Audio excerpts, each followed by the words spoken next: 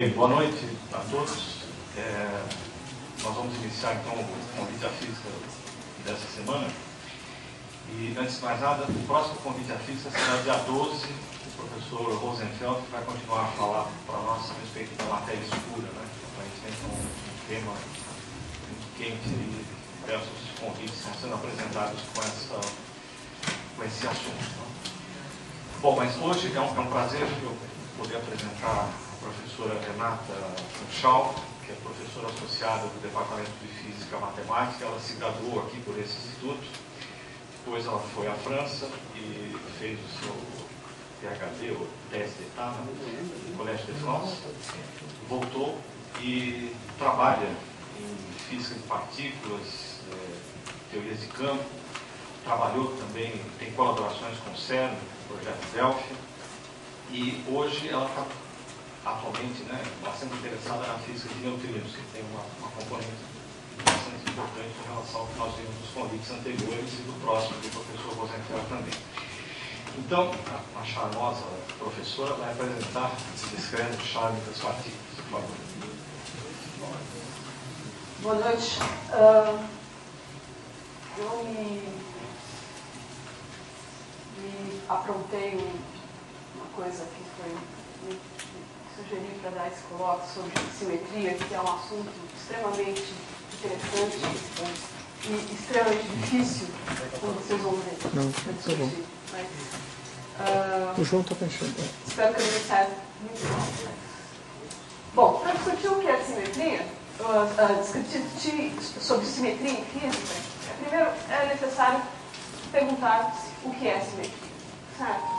E aí eu podia perguntar para vocês aqui, né, que cada um de vocês pensa sobre o que é simetria, mas eu não penso que vai ser muito diferente do que você encontra no dicionário aqui na rede, por exemplo, como no dicionário Porto, que você encontra na internet, e que dá essa definição que é muito semelhante ao que você encontra em vários dicionários da língua portuguesa. Correspondência ou equivalência das partes situadas em lados opostos de uma reta ou em torno de um centro.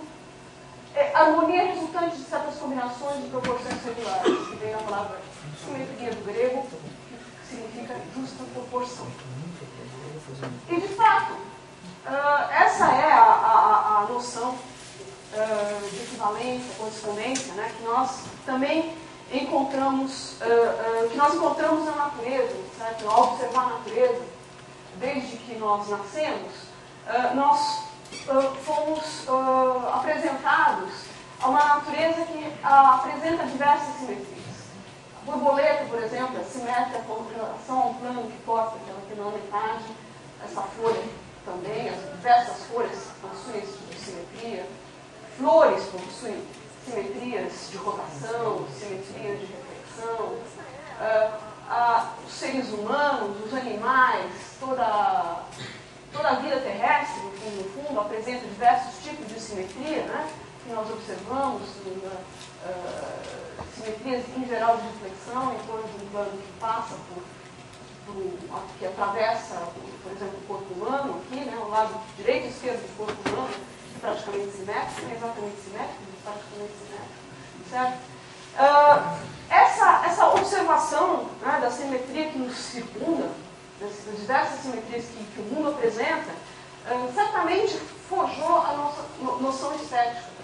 A simetria também se encontra em coisas extremamente diversas, como flocos de neve. Os flocos de neve são simétricos por rotações, por reflexões. É interessante perceber que esses flocos de neve, assim como as estrelas do mar, né, que são objetos completamente distintos, né, possuem simetrias extremamente semelhantes.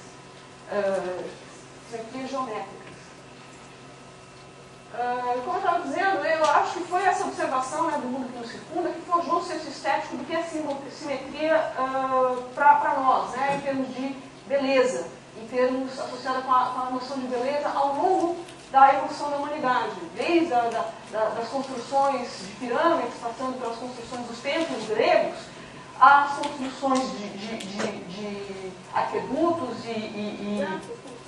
e ao Taj Mahal, por exemplo, que é um edifício extremamente simétrico, né? Aqui a simetria ela está sendo ainda maior devido ao espelho d'água que eu tenho aqui, né? Eu tenho um horizontal.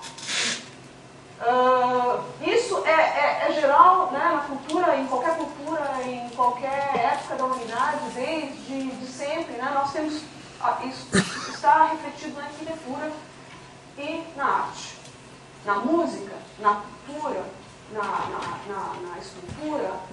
E, de fato, isso está refletido, se vocês pensarem bem, em praticamente todas as atividades humanas, na matemática, na física, na química e tudo.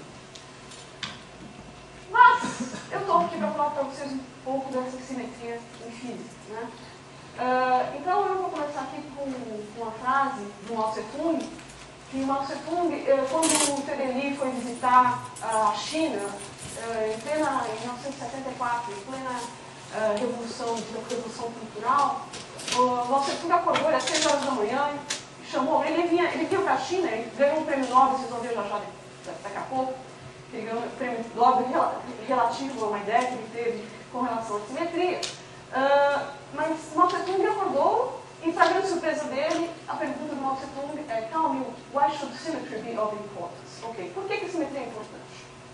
Sabe? Por que a simetria é importante? Então, tudo bem, o mundo é belo, é harmonioso, equilibrado, a gente vê simetrias por aí, mas isso aí pode ser simplesmente uma questão estética, um acaso. Por que a simetria teria alguma importância mais fundamental? Bom, na física, desde a antiguidade, a simetria apareceu, sabe? E, em geral, a observação dessas simetrias, mesmo quando elas são aproximadas, e muitas vezes ajudou a resolução de problemas físicos, sabe? Em particular, eu estou dando aqui um exemplo de um colóquio anterior, que vocês podem encontrar na internet, do professor Elcio Abdala, onde nós vimos que a determinação da diâmetro da Terra por Aristóteles foi obtida com um erro muito pequeno, né? Mas Aristóteles, para fazer essa suposição, ele supôs que a Terra era esfericamente simétrica. Sabe? Em vários cursos de graduação, aí vocês veem, quando vocês vão resolver o problema, muitas vezes, né, vocês usam da simetria do problema para simplificar esse problema. Né? E usando isso, mesmo que não seja a simetria exatamente verificada em 100%, sabe? Isso ajuda. Mas às vezes, as simetrias são acidentais e ilusórias, ou errôneas, ou estão escondidas atrás de uma outra simetria mais fundamental. Estão escondidas atrás de uma simetria mais fundamental. Tá? Esse é o caso, por exemplo, de um modelo ptolomaico para as órbitas planetárias. Certo? Colocando a Terra no centro do universo. Né? Ele foi motivado, de fato, por noções de simetria, em particular simetria esférica, por observações, sem dúvida, mas as simetrias que ele observou, né, que ele pensou serem as corretas para descrever o movimento planetário, de fato a gente sabe hoje que estavam erradas. E na trajetória entre Ptolomeu, Kepler, Galileu e Newton e Einstein, finalmente, sabe, a ideia de simetria ela é fundamental. Só que a ideia de simetria, inicialmente, é uma ideia geométrica, é uma ideia de simetria esférica, uma ideia de uma simetria que não tem necessariamente nada a ver com dinâmica. Mas no decorrer do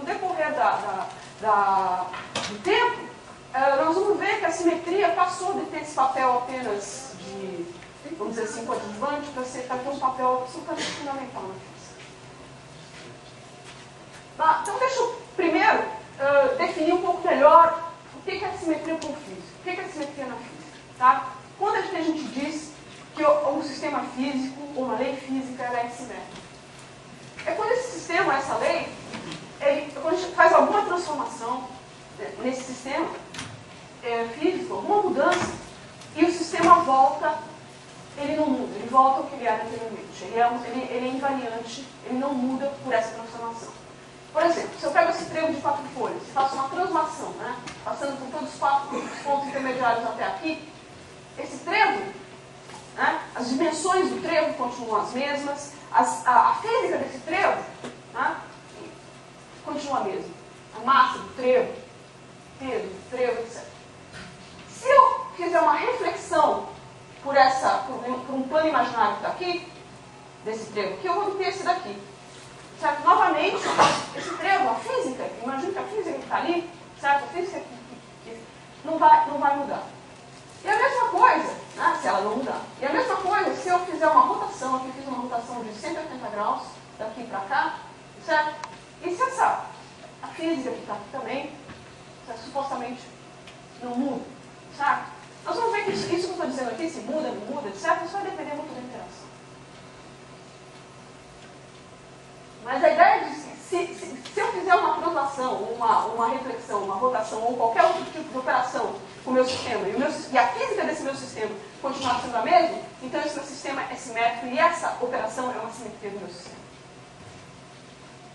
Certo? Então, como eu já disse, a gente chama essa mudança, essa operação que eu faço que deixa o sistema em um cargo, de transformação de simetria. Então, a translação, a rotação, a reflexão, a permutação, etc., são operações de simetria. Tá? E a simetria é essa invariância do sistema físico por essa transformação. Essa é a ideia. Ok. Só, en passant, a linguagem matemática que descreve de maneira mais sistemática e mais fundamental é a teoria de grupos. Certo? Infelizmente não tenho tempo para falar sobre teoria de grupos, mas se vocês depois derem uma olhada nessa transparência, não vou nem ter tempo de mencionar, muito, vocês vão ver que a teoria de grupos é só um nome muito, um pouco pomposo para alguma coisa que vocês já conhecem, certo? Coisas que você já é familiar a muitos de vocês. Mas, por que eu mencionei isso? Porque a parte inicial aqui desse meu colóquio vai ser a discussão de como a simetria mudou o seu papel na física de um papel auxiliar, coadjuvante, para um papel fundamental e principal. Como foi feita a conexão, certo? Entre dinâmica e simetria. E essa conexão entre dinâmica e simetria, ela aparece de uma forma assim, fundamental com o teorema de Noether, que mostrou uma correspondência, né, entre uma relação entre simetrias contínuas e leis de conservação na física. Noether é uma pessoa bastante desconhecida, infelizmente, mas ela foi, sem dúvida nenhuma, certamente uma das maiores matemáticas de todos os tempos, mas, sem dúvida, acho que quase sem dúvida nenhuma, um dos maiores matemáticos de todos os tempos. Ela teve grande dificuldade de se formar, porque, embora sendo filha de um matemático, até famoso na época, Max Noether, tá? Ela, na Alemanha não era comum, embora a Alemanha fosse, no início do século passado, certamente um dos lugares mais avançados em matemática, física, em todas as tecnologias, na medicina, era ainda muito preconceituoso com relação a várias coisas, em particular ao ingresso de uma mulher na universidade. Então ela teve dificuldade de fazer os cursos, ela teve que pedir permissão para cada curso que ela seguiu, mas finalmente ela se formou na Universidade de Göttingen e ela se formou com tamanho, o sucesso dela foi tão grande, as ideias dela eram tão boas, que possivelmente o maior matemático na época, David Hilbert, a convidou para voltar para a universidade, uma coisa que não é muito comum, em 1915, para ser professora da universidade. E ele lutou durante muito tempo para conseguir que a universidade já permitisse que ela desse aula lá. Por muito tempo ela deu aula em nome do David Hilbert. Certo? E, inclusive, tem uma frase muito divertida dele, porque ele ficou famosa, que ele comparou, que ele falou assim, bom, não tem problema ela aceitar uma mulher aqui na universidade, afinal, a congregação da universidade não é uma casa de banho. Sabe? Então, e ele finalmente conseguiu que ela fosse admitida, e ela foi admitida, infelizmente, um pouco antes de chegar ao nazismo. E aí, o nazismo fez com que ela fosse obrigada a migrar para os Estados Unidos, onde ela morreu aproximadamente um ano depois de câncer. Então, ela teve uma vida muito, muito, muito difícil. Mas, na física, ela fez uma contribuição, bom, na matemática também, mas eu não vou falar sobre isso. Na física, ela fez uma contribuição extremamente importante, que é a demonstração desse teorema, que basicamente diz o seguinte: para toda simetria contínua das leis da física existe uma lei de conservação, e para toda lei de conservação existe uma simetria. Certo? Eu só coloquei uma frase um pedaço de uma carta imensa que o Einstein escreveu no New York Times em 1935, na ocasião da morte dela, onde ele preza ela por várias coisas, mas uma coisa que eu acho que é muito importante, um recado muito importante com relação a essa figura, é que ela tinha uma generosidade intelectual imensa. Aparentemente, a contribuição dela para a matemática é muito maior do que aquilo que ela essencialmente assinou. Ela dava ideias para muita gente, inclusive para estudantes, colegas, colaboradores, e ela não se importava que essas ideias fossem desenvolvidas por outras pessoas. Então a generosidade intelectual dessa mulher é realmente alguma coisa espantosa. Mas, então vamos ver o que esse teorema de Noether tem a ver com isso, sabe? Quer dizer, o que é que... Eu vou dar alguns exemplos só, né? Porque o teorema é muito geral. E esses exemplos, no fundo, são exemplos que vocês vão ver que de uma certa maneira, são relacionados a leis de conservação na mecânica clássica, mas que também se mantêm na mecânica quântica. Tá? Ok. Primeiro, a invariância por translação espacial e a conservação do momento linear. Então, observa-se experimentalmente que os pontos do espaço, todos, são tão bons. Você fazer um experimento aqui ou fazer um experimento na Lua, certo? É equivalente. As leis da física não mudam. Ou seja, para nós, então, existem várias evidências experimentais que o espaço é homogêneo. Não tem nenhum ponto privilegiado do espaço. Né? Se isso é verdade, então o teorema me diz que o momento linear é conservado. Só isso. O teorema me diz isso. Se eu tenho um sistema que é invariante, né? Por translação espacial, então isso me leva diretamente à conservação do momento linear.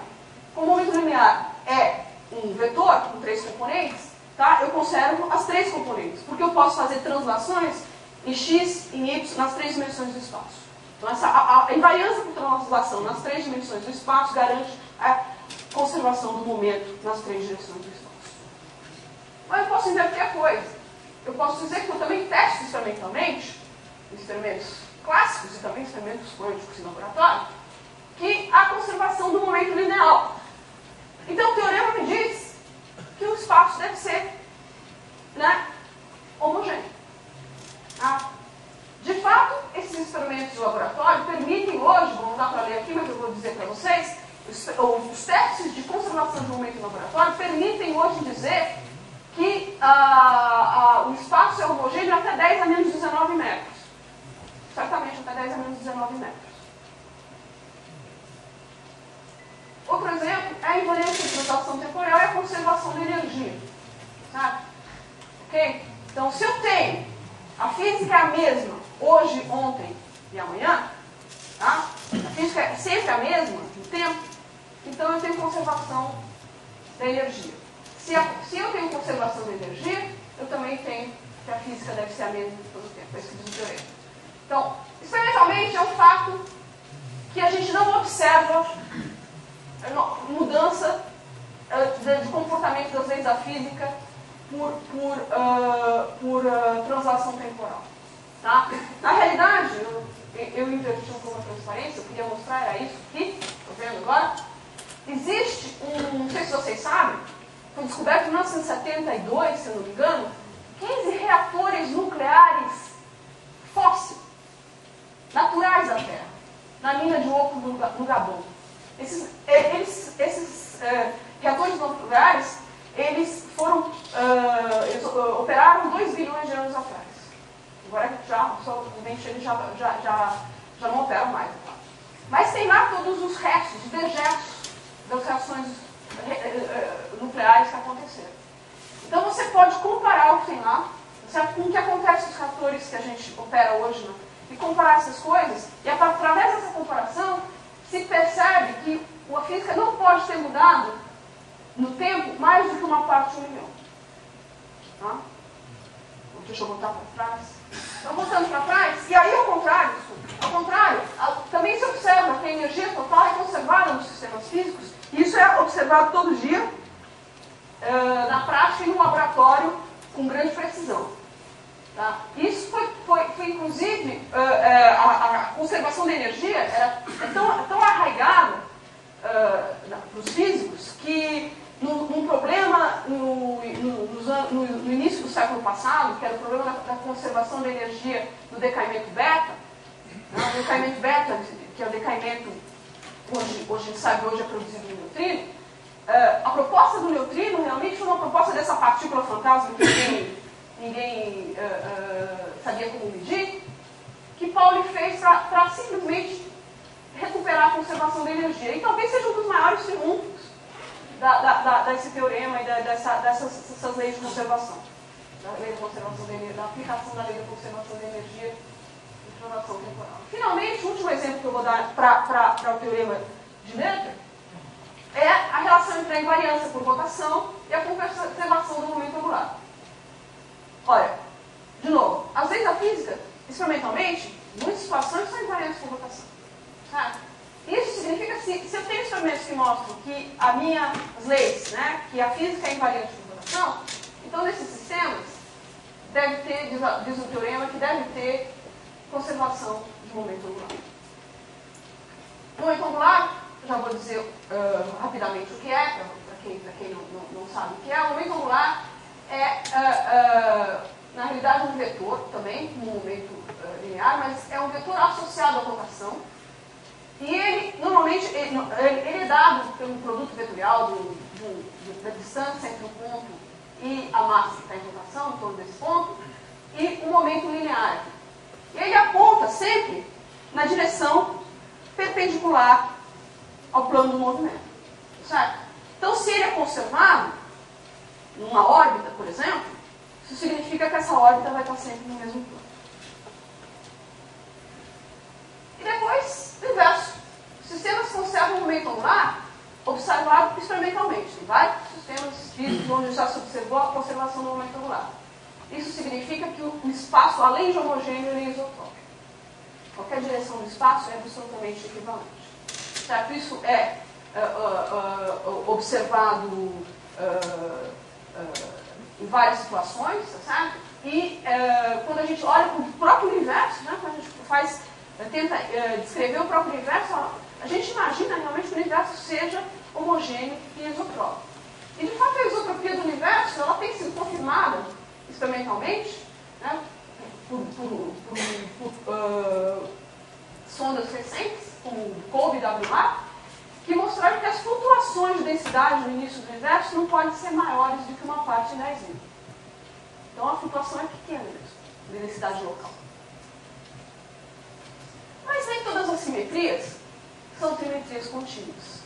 Certo? E agora eu vou realmente fazer um salto quântico. Porque eu vou agora tratar de simetrias. Então, o que eu mostrei de teoria de Noether mais ou menos motiva, né, como é que a simetria casou com leis de conservação.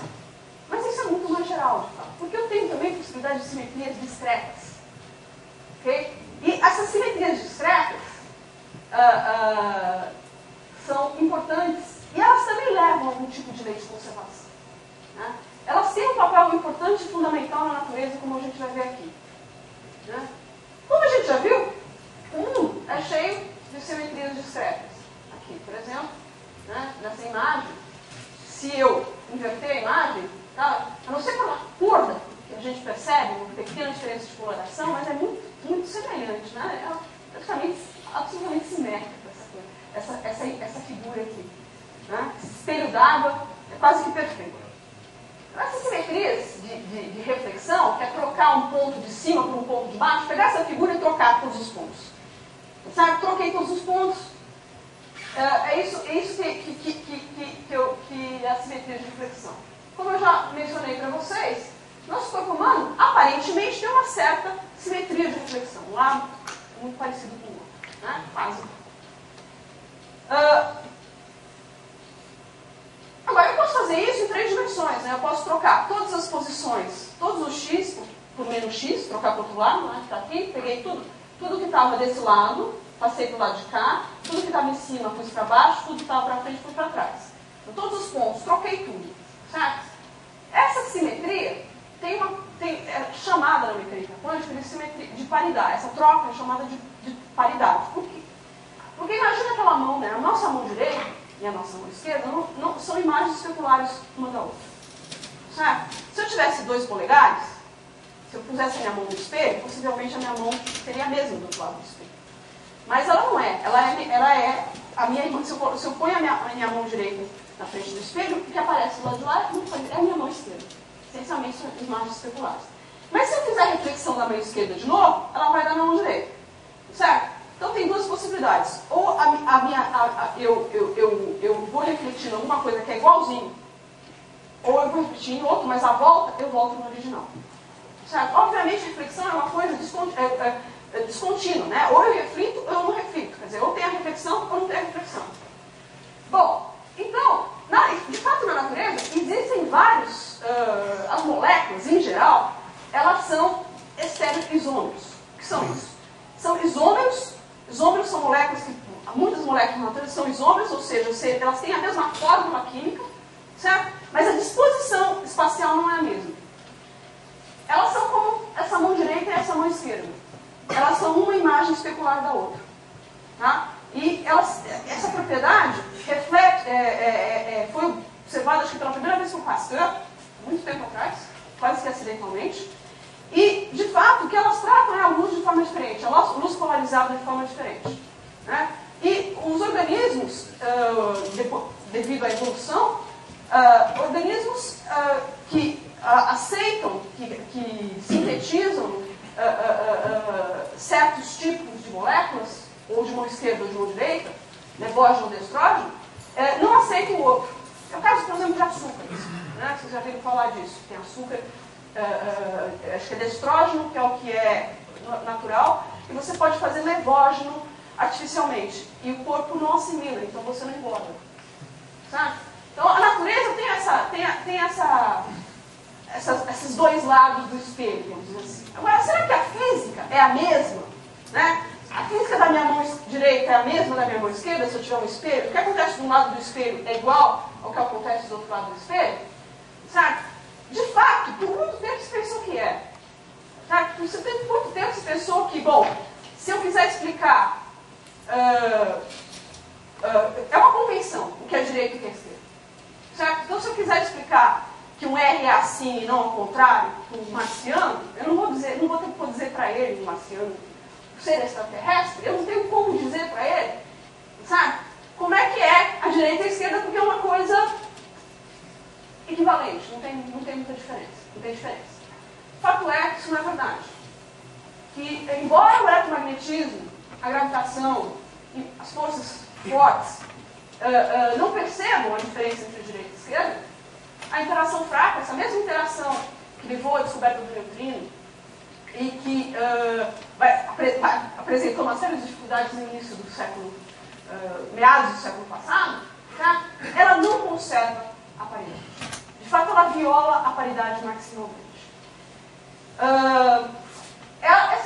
O primeiro experimento que demonstrou isso foi o experimento da Madame Boux, em 1956, e justamente a ideia de fazer esse experimento com cobalto foi proposta por P.D. Lee, que eu falei para vocês que ganhou o prêmio Nobel, uma das razões de ganhar o prêmio Nobel foi justamente essa proposta. Tá? Existia uma série de indicações na época que certos decaimentos eram estranhos e possivelmente esses decaimentos estavam indicando que a interação fraca deveria violar a paridade. Mas ninguém, olha, honestamente, ninguém acreditava nisso não. Isso é a verdade, ninguém acreditava não. Tanto que contam que quando ela fez a apresentação pública do resultado experimental, Paulo saiu da sala. Por favor, não acredito. Tá? Mas o fato é que isso é verdade. Então, a ideia aqui que eu vou apresentar é bastante simples. Você tem átomos de cobalto que estão abaixo da temperatura em forte campo magnético que faz com que os spins, que é uma espécie de momento angular deles, certo? Se alinhem com o campo magnético. Agora, vamos dizer que os spins estão alinhados com o campo magnético. Agora eu vou fazer uma transformação de paridade. Se eu fizer uma transformação de paridade, certo? Vocês lembram que no momento angular clássico que eu introduzi, eu tinha que o momento angular era R vetor P. Agora, se eu trocar R para menos R e P para menos P, o vetor aqui não vai mudar. Então, o momento angular não muda por reflexão. Certo? Mas, se eu tiver um elétron que está saindo para cima, com certa velocidade, tá certo? A velocidade, quando eu fizer a reflexão, ela vai sair para baixo, ela vai sair para o outro lado. Tá? Ela vai ser refletida. Então, isso significa que se a física desse meu experimento é invariante com qualidade, a quantidade que sai para um lado, ou seja, alinhada com o campo magnético, deve ser igual à quantidade que sai pelo outro lado, não alinhada com o campo magnético. É simples. É isso o experimento que ela fez. Olhou, fez então o cobalto, tá certo? Que desintegra-se por interação fraca, produzindo elétrons, e olhou, contou os elétrons que aparecem alinhados com o campo magnético e aqueles que aparecem não alinhados com o campo magnético, do outro lado. E, surpresa, surpresa, não é a mesma coisa. Um outro exemplo está aqui. Infelizmente, estou vendo que o vermelho está saindo muito mal com essa transparência. Então, vou vir aqui para frente. Então, esse aqui é o decaimento de uma partícula chamada pion, que foi descoberta por César Lattes e outros colaboradores. E ela aparece muito comumente em raios cósmicos, quando prótons colidem com a atmosfera, com átomos na atmosfera. E esse pion, ele decai produzindo um míon, que é um primo do elétron, uma partícula como o elétron, mas mais pesado, e um neutrino, na verdade um antineutrino, hoje a gente sabe. Ok. Esse cara aqui, imagina que esse cara aqui decaiu parado, então produziu um míon com um momento para cá, com a velocidade para cá, e um antineutrino com velocidade para cá. Tá? E aí eu posso pensar que meu momento angular, né, a projeção do momento angular, né, no meu spin, pode ser paralelo aqui, ou antiparalelo, paralelo ou antiparalelo, certo? Então imagina que fosse paralelo dessa forma aqui, paralelo para cá, antiparalelo para lá, conservando o momento angular, nesse caso. E agora eu vou pegar esse decaimento e vou fazer a reversão de paridade dele, certo? Paridade, como eu falei para você, vai trocar a velocidade de um pela velocidade do outro e não vai trocar o momento angular, ou o spin. Então vai trocar. O míon que estava para cá vai vir para cá. A velocidade trocou. Tá? O neutrino que estava indo para cá vai para lá. A velocidade trocou. E o spin não mudou. Está aqui, está aqui. Está aqui, está aqui. Isso nunca foi observado. Nunca. Nunca foi observado. Então, isso existe na natureza. Isso não existe na natureza. E, no entanto, a diferença dessa para essa é simplesmente uma reflexão de paridade. Bom, isso é muito estranho, né? Que é uma interação que viola a paridade, é a única que a gente sabe que viola a paridade, e viola maximalmente, ela sempre viola. Tá? Tem uma outra simetria discreta que também é muito interessante, que é a simetria de conjugação de carga. Essa simetria aparece quando a gente descobre que existe antimatéria. Né? Com o advento da relatividade e da mecânica quântica, certo? Essas duas coisas, o Paul Dirac percebeu que existia a possibilidade de existir antimatéria. Ele propôs isso. E, de fato, em 1933, Anderson observou o pósitron, a primeira partícula de antimatéria, que é a antipartícula de elétron. Hoje a gente sabe que para toda partícula existe uma antipartícula.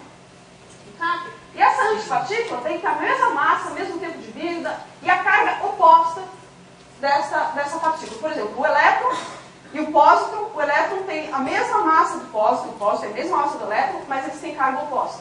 O próton e o antipróton. O próton e o antipróton têm exatamente a mesma massa, mas eles têm, um tem carga positiva, o outro tem carga negativa, e assim por diante. Agora a gente pode pensar em trocar uma simetria que troca partícula por antipartícula, que é justamente essa conversão de carga. Pega tudo que é partícula e transforma para antipartícula. Então imagine uma reação física que envolve partículas. A pergunta é, essa reação vai ser a mesma, vai ocorrer da mesma forma se eu trocar todas as partículas por antipartículas? Muda esse método pela troca de partícula por antipartícula? Bom, a gravitação elétrica, a gravitação não quer nem saber de carga nem nada. Certo?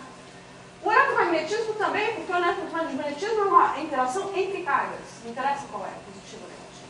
Certo? Então a questão é válida. Será que todas as interações que nós conhecemos são invariantes, né, descrevem a mesma física para partículas e antipartículas? A resposta, novamente, é não. Então, desculpe novamente pela transparência, mas deixa eu voltar aqui. Eu peguei aquele mesmo decaimento anterior que foi observado. Então, com a velocidade do neutrino para cá, do μ para lá, sim para cá e sim para lá.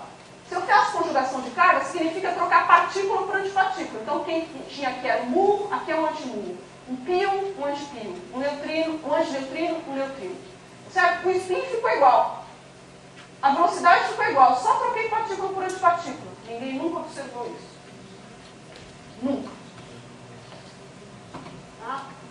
Agora, esse aqui, onde eu troco, tá certo? Não troquei as velocidades, mas troquei os spins, isso foi observado. Certo? Isso sim foi observado. Então, em 1957 se percebeu isso. Então, a interação fraca, além de violar maximalmente a simetria de paridade, ela também viola maximalmente a simetria de conjugação de carga. Então, o mundo não é o mesmo para partículas e antipartículas. Tá? O mundo não é o mesmo. Bom, se eu fizer as duas simetrias, tá, para esse decaimento do pio, de fato, eu tenho daqui para cá um decaimento também observado. Então, o decaimento do pio é a simetria C e P, das duas simetrias, uma depois da outra, tá? Ela é observada pelo decaimento do pio. Mas, infelizmente, essa simetria também é violada. Então, CP, sabe, não é uma boa simetria de toda a natureza. Graças a Deus, ainda bem. Porque senão nós não estaríamos aqui. Pelo menos é o nosso entendimento hoje. Eu não vou explicar isso aqui, que é deveras complicado, e eu tenho um experimento complicado, vou explicar daqui a pouco. Mas eu quero deixar a seguinte mensagem. Em 1964, Fitch e Kronig fizeram um experimento que foi motivado, na realidade, por Gell-Mann e Pais, porque é o seguinte, existiam duas partículas, K0 e K0 bar, que eram produzidos por interação forte. Agora, a interação forte conserva a paridade, conserva a conjugação de carga, conserva tudo. Tá? Muito bem. E essas duas partículas, K0 e K0 bar, elas decaíam ora em 2 pios, ora em 3 pios. Certo? Agora, na mecânica quântica, esse sistema de 2 pios e de 3 pios tem CP paridade diferente. Não é o mesmo. Então, como é que um sistema que é produzido hadronicamente, então com paridade bem definida, quer dizer, conserva a paridade, conserva a conjugação de carga, vai decair em alguma coisa, ora numa coisa que tem uma certa paridade, ora outra coisa que tem uma certa CP paridade. Então esse era um problema muito grande. E esse problema foi resolvido por Gell-Mann e Pais, um dos mais belos artigos em física que eu já li. Certo? E o Gell-Mann e Pais propuseram simplesmente que o que se observa nesse decaimento, o que decai em 2 pios e 3 pios, não é K0 e K0 bar, que são essas partículas que são produzidas, são partículas hadrônicas que são produzidas em laboratório, mas sim uma combinação linear dessas partículas. Certo? Então, K1 e K2. Então, K1 pode cair em 3 pios, e K1 pode cair em 2 pios e K2 só em 3 pios. Isso resolve o problema. Então, K1 tem uma CP paridade bem definida, K2 tem uma CP paridade bem definida, e os dois são uma combinação linear de K0 e K0 bar. O que leva à possibilidade de oscilação de K0 e K0 bar. Então, eu produzo K0 em um certo momento, dentro da pouco eu posso medir, não tem mais K0, eu tenho K0 bar. De fato, isso foi observado experimentalmente. Tá? Mas então, o que eles propuseram é que a interação fraca violasse C, violasse P, mas não violasse CP. Porque esses estados K1 e K2 são autoestados do CP. São estados que têm paridade de conjugação de carga muito bem definida. Tá? E aí o que aconteceu? Kronig e Fitch falaram, opa, vamos fazer um experimento para mostrar isso, que de fato existem esses estados que conservam CP, e que CP, não P nem C, é uma boa simetria para a interação fraca. E eles fizeram o experimento. Para grande surpresa deles, eles descobriram que não era. Certo? Não era. De fato, eles descobriram que CP também era violada. Porque, tá certo? E isso, muito pouco. É violada 0,2%. Certo? Mas isso, gente, é uma coisa muito importante hoje, a gente sabe. Porque quando a gente olha para o universo, e história do universo, o universo produz matéria, foi produzido no início do universo matéria, tanto matéria quanto antimatéria, na mesma proporção. E como é que hoje a gente explica que nós só observamos essencialmente matéria? A matéria tem que estar em uma quantidade muito menor que a matéria, se ela for produzida na mesma proporção. Então, uma das condições para explicar isso, sabe, é essa supremacia da matéria sobre a antimatéria. Uma das condições, não é a única, mas uma das condições é a violação científica. A gente ainda não sabe, então isso é realmente matéria de muita especulação, de muito estudo, qual é a verdadeira origem da violação científica. Tá? Mas ela está lá. Pelo menos isso. Bom, então, o último tema que eu queria discutir aqui, que é sobre simetrias discretas, sabe? É a chamada reversão temporal. E a reversão temporal parece uma coisa meio banal, né? Pegar o tempo e pegar e dizer que eu pego um experimento e rodo ele para trás. Pego as equações, troco o tempo menos tempo, troco as condições iniciais pelas condições finais. Então, pego o que vem de trás para frente. Sabe? Olha, aparentemente, o que você deve ser invariante sobre isso, sabe? Todo peso das equações, etc. Por que a física não seria invariante sobre isso? Sabe? A gente pode se perguntar. E a resposta é não. A física não é invariante. Ou seja, a microfísica, certo? Processos microscópicos, vocês podem adivinhar que é com interação fraca, certo? Violam a conservação da reversão temporal. Ou seja, existem processos que ocorrem em mais uma direção do que na outra direção. Vejam que isso é muito diferente, tá? Porque isso é fundamental, é fundamentalmente diferente do que vocês veem, por exemplo, em termodinâmica, faixa do tempo. Porque lá, o que acontece é o seguinte: quando você abre vamos dizer, um tubo com ar comprimido, certo? E esse ar se espalha por toda a sala, certo? Mas ele não volta, você nunca vê esse ar voltando, certo? Indo para o tubo de volta, o processo inverso acontecendo, né? Isso não acontece. Mas isso não acontece porque as leis da física, a microfísica, não impedem isso. Eu poderia, eventualmente, reverter todas as direções de momento, etc., e recompor, em princípio, tá certo? O gás dentro do tubo. Poderia. Né? Parece meio engraçado, mas poderia. Não tem nada que impede nas leis da mecânica, por exemplo, que impeça isso. Não acontece porque é muito improvável. Tá certo? É muito improvável que isso aconteça, porque o número de moléculas é muito grande, etc., é muito improvável. Então, isso nunca vê. Tá? Aqui não. Aqui não é porque é muito improvável. É porque há uma violação de uma simetria fundamental.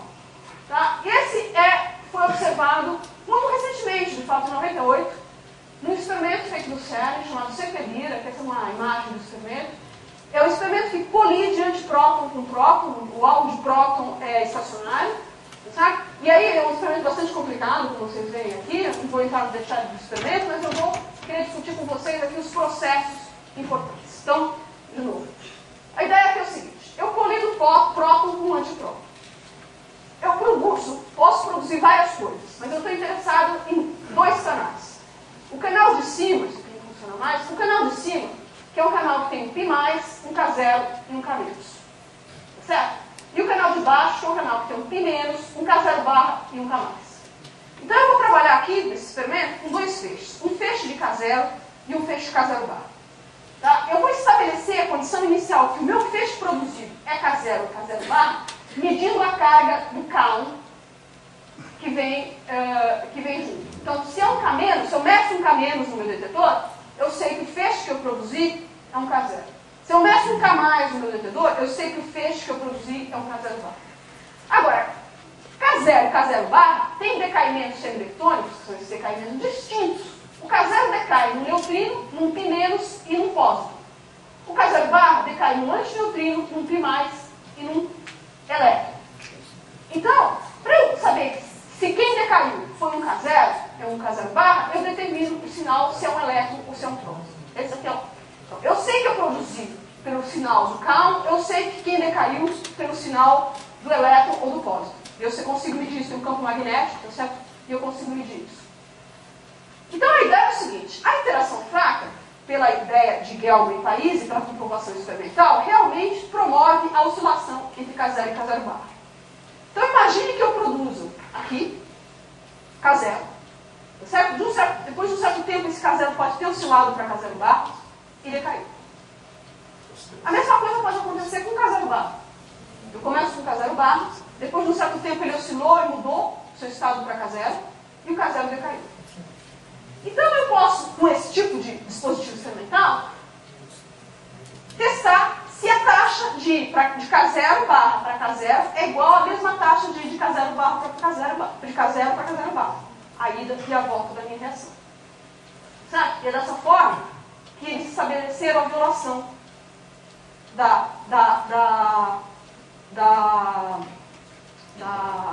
do tempo, quer dizer, da reversão temporal.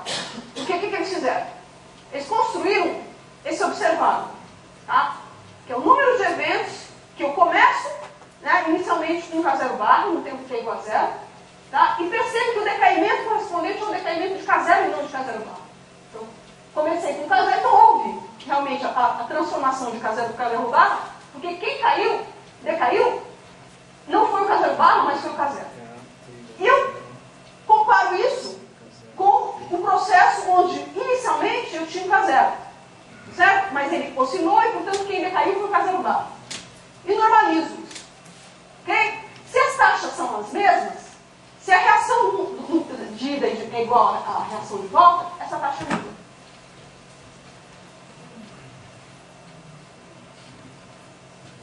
Opa, mais ou menos. Aqui os dados experimentais, publicados em 98, está aqui. Se essa taxa, em função de vários tempos, quer dizer, eles vão mudando o tempo, porque T0 é o tempo de produção, depois tem um T lá. Esse T, esse número aqui, vai mudando, isso aqui em medidas de tempo de vida dos salos, certo? Vocês veem que isso, de fato, não é compatível com o zero. Isso é 10 a menos da ordem de 10 a menos 3.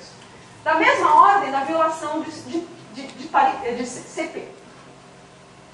E de fato, hoje o que a gente sabe é que a simetria CPT, né? Então, CPT, eu posso violar T, se eu violo T, eu tenho que violar CPT, para conservar CPT. Então, CPT, né, que é substituir toda partícula por antipartícula, todo o processo físico por sua imagem especular, tá certo? E reverter o tempo, ir para trás do tempo, fazer essas três operações. Aparentemente, a física nunca muda quando eu faço essas três coisas. Mas ela muda quando eu faço paridade, ela muda quando eu faço só conjugação de carga, ela muda quando eu faço conjugação de carga mais paridade, ela muda quando eu faço reversão temporal, mas ela não muda quando eu faço as três coisas. Certo? Até onde a gente verificou experimentalmente até hoje. De fato, isso está ligado à conservação de probabilidade da mecânica quântica. De fato, dadas determinadas condições, existe um teorema atrás disso aqui. Né? Mas se alguma dessas condições for violada, esse teorema também não vai valer. E, portanto, é muito importante investigar. Hoje existem teorias que gostariam que CPT fosse violado. Tá? Então, uma linha de investigação ainda corrente. Bom, só para terminar, deixa eu dizer o seguinte. Existem vários grupos de simetria de grande importância na física, e eu só tratei algumas coisas, alguns aspectos da simetria, porque meu objetivo mesmo era discutir um pouco sobre essas simetrias discretas, que são menos conhecidas, e que tem uma grande influência sobre nosso entendimento realmente do porquê nós estamos aqui. Tá? Mas existem uma série de outras simetrias importantes, entre elas simetrias de permutação, que então, tem a ver com indistinguibilidade entre partículas idênticas, eu ponho aqui em amarelo, em destaque, as simetrias de calibre, que são também simetrias contínuas, e que estão relacionadas com conservação de carga de outros números quânticos, bariônicos, leptônicos, e conservação de cor e sabor, que vão ser tratados por colóquios que vão vir a seguir. Certo? Tem um colóquio sobre o modelo padrão, um colóquio sobre quarks e gluons e jáquios. Certo? Eles vão, na realidade, mostrar que como que essa ideia de simetria, né, ela foi importante para nós construirmos a debate sobre a física fundamental hoje. Né? Então, isso foi... Essas ideias que eu mostrei para vocês aqui, elas têm tiveram um grande impacto na construção da teoria atual das partículas elementares. Então, isso vocês vão certamente ver nos próximos colóquios. E eu gostaria de terminar com essa frase aqui do Weyl, que foi um grande matemático e teve contribuições muito importantes nessa área, que simetria, né, independente do significado mais restrito que você dê a essa palavra, ou do significado mais amplo, é uma ideia que os homens, durante toda a história da humanidade, tentaram compreender e usá-la para criar ordem, beleza e perfeição. Então, espero que vocês tenham mostrado um pouco para vocês hoje que a relação, quando a gente fala beleza matemática, beleza física, beleza simetria, né, ela está relacionada com essa beleza estética da natureza também. Porque essas coisas todas são descritas de uma forma muito semelhante. Né? A nossa concepção estética na ciência não é muito diferente da concepção estética na arte. Obrigada.